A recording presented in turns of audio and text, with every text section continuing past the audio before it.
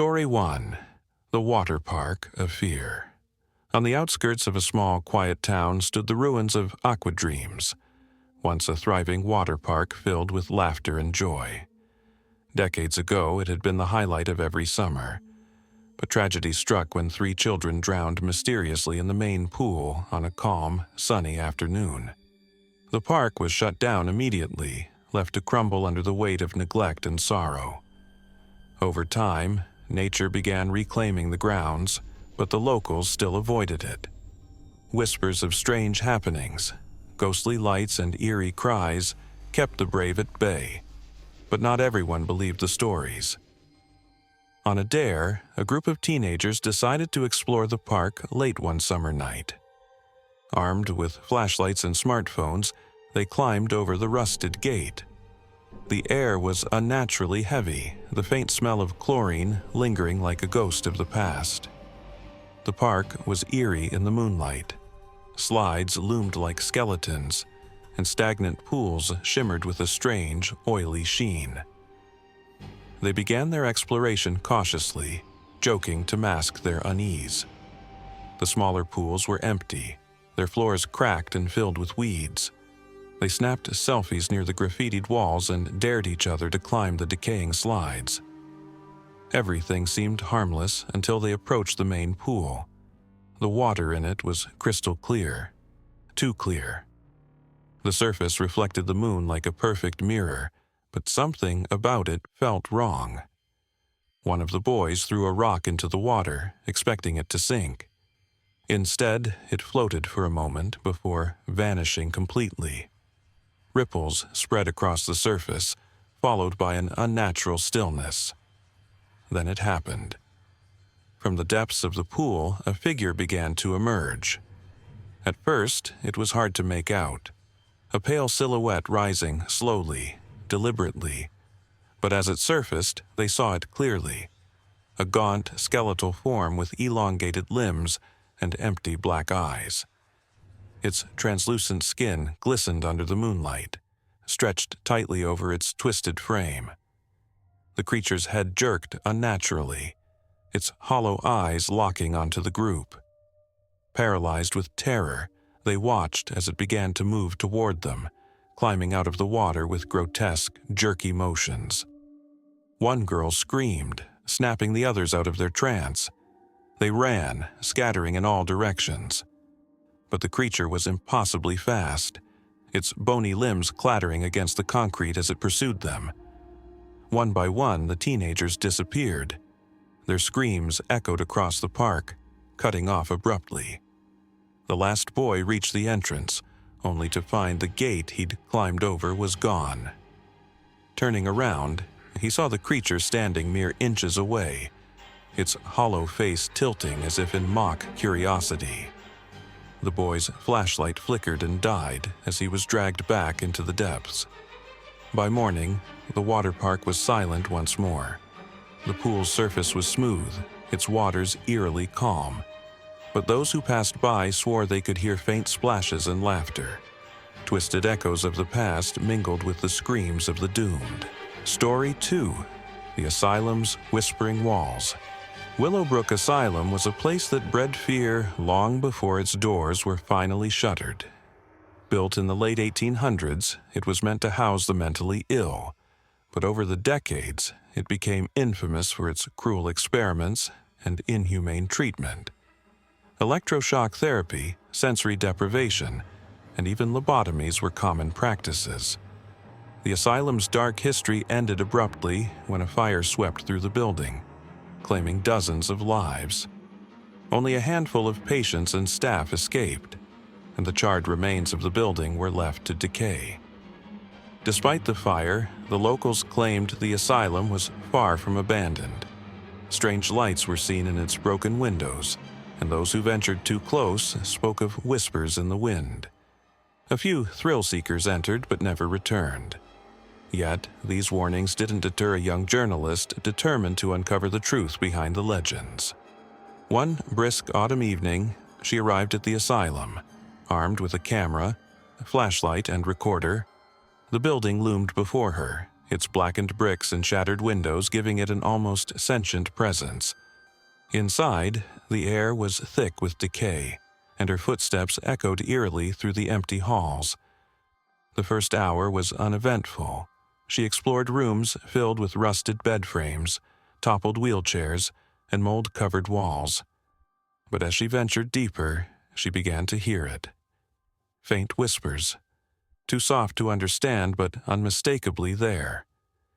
She brushed it off as her imagination, but the sound grew louder with every step. In one room, she found a patient's journal.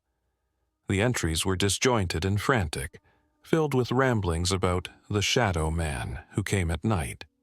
"He whispers lies," one page read. "He promises freedom, but he only takes." As she read, her flashlight flickered, and the whispers turned into guttural murmurs. She tried to leave, but the hallway stretched impossibly long. Each turn led her back to the same spot, as if the asylum itself had become a labyrinth. Shadows moved along the walls, and one detached itself, forming into a humanoid shape with glowing eyes.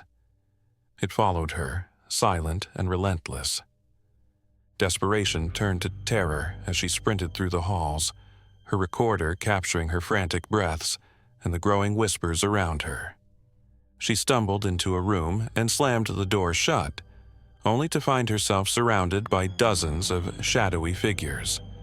The last thing her camera recorded was her scream before the battery died.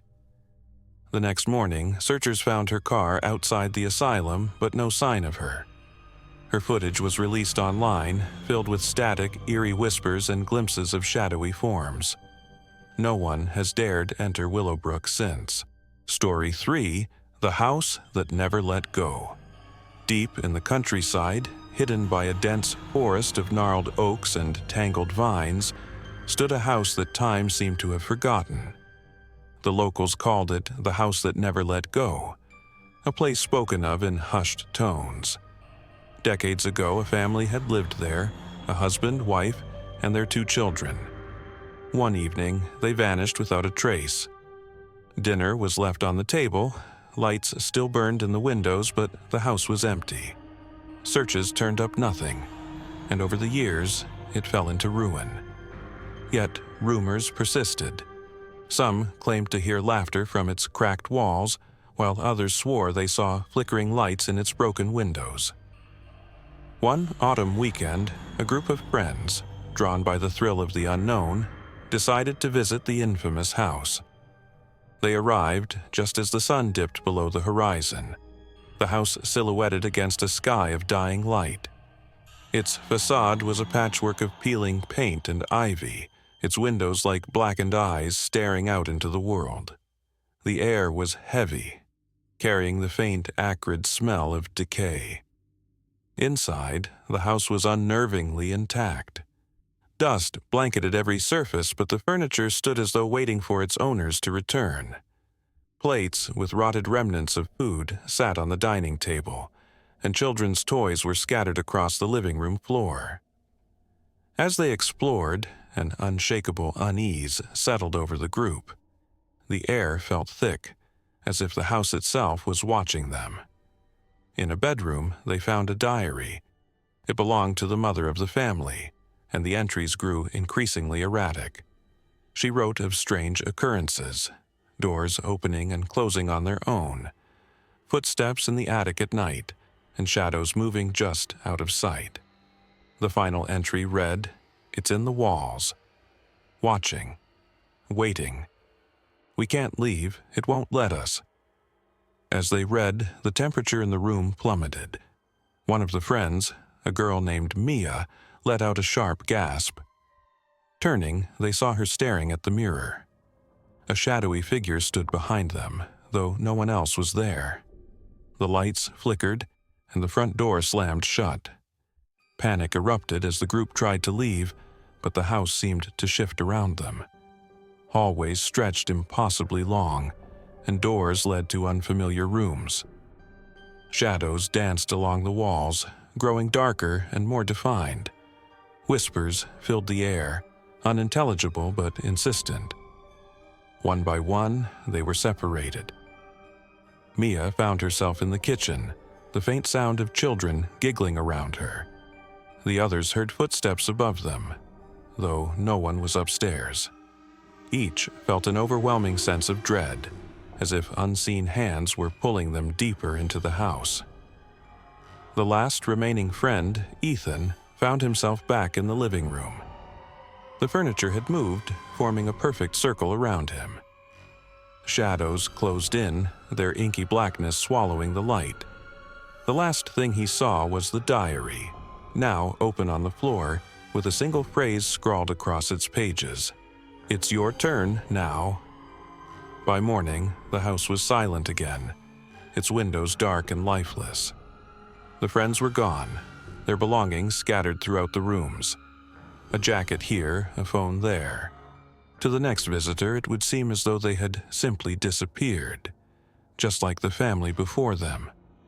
Locals say the house remains hungry, luring the curious and the brave. Some claim you can still hear laughter and whispers from within, as if the souls it claimed are doomed to replay their final moments, over and over again,